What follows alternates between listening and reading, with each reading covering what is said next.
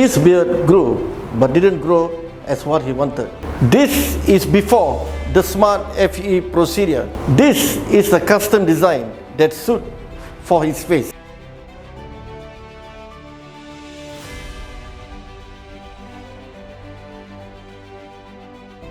I just did my smart FEV beard transplant yesterday and it all went well.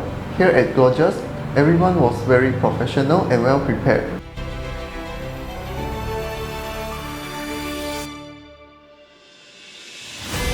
At first I was hesitating about beard transplant, but after consulting Professor Dr. Jas and watching the testimonies on YouTube, I felt confident in GLOJAS. So I decided to take the beard transplant procedure here and everything went smoothly. Here's the result of my beard transplant after 24 hours and I felt comfortable now and everything went well. There's no graft coming out and then the results looks very natural. So thank you GLOJAS for your effort.